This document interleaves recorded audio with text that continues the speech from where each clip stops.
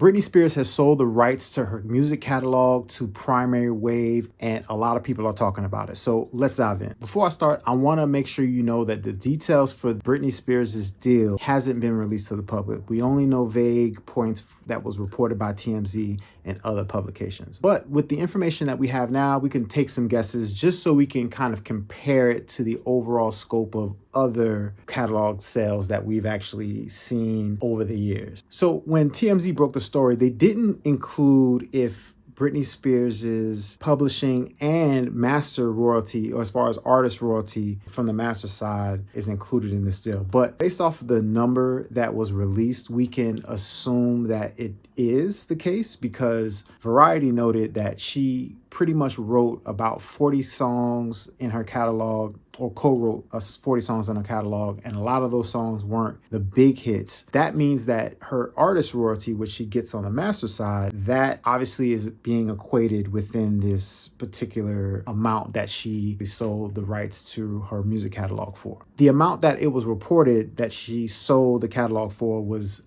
they said, low 9 figures.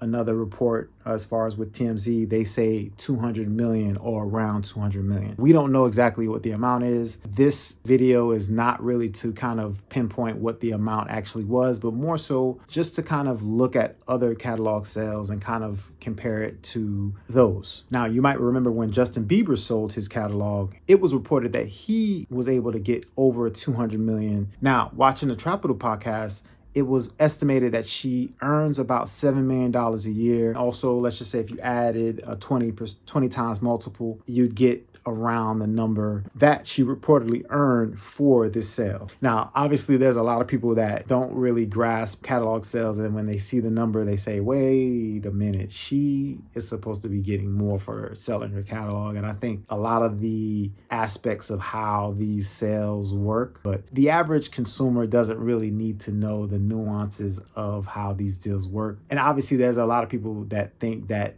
she should have gotten more. And one thing I like to kind of share with people is that whenever you see a deal happen for someone else, from the news, sometimes you don't know the exact detailing of those deals. But we got to remember, if the deal closed, it's a good chance that the person on the end of the sale is happy with it. So I'm going to assume that Britney and her team is happy about whatever amount they receive. So that I want to put that out there, because I think there is not too much thought of that when we talk about these things, so I want to kind of put that out there. And the reason why I do these types of videos of talking about this part of the business is because it's something that excites me, because I'm in the business. So learning about what others are doing, and it's a part of my job to know how these types of things work, because we have to be in the know. Because being in this business, anyone that knows and that's in it knows that this thing changes often. You have to know what's changing, and you have to know what's going on. So that's why I do these videos. But overall, if I think the amount is fair, I think it is. And I'm using that based off of other sales that we've seen. Like if we saw an artist that was comparable to Britney, like I said, she wrote about 40 songs within her catalog. So if we look at that and factor that in based off of other sales, the amount makes sense. And again, we don't know the exact amount. We don't know that,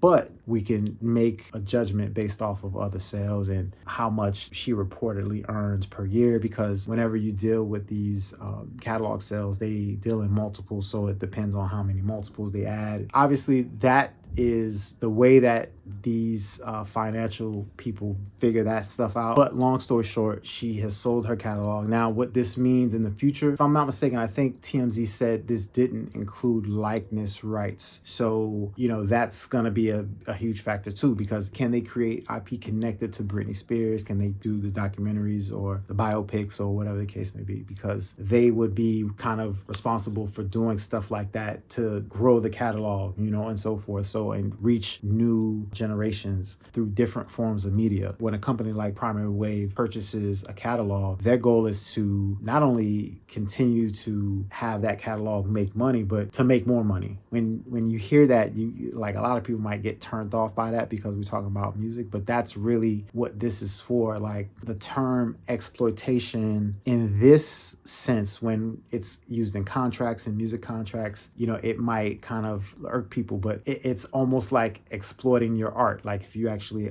have a painting, you're going to have it in a gallery. You're wanting it to get sold. That's really the goal. So whenever we kind of talk in that kind of nuance, we have to kind of include that. But anyway, what do you think? It looks like a fair deal to me. What do you think? How much would you actually have given Britney Spears, hypothetically, whatever the case may be?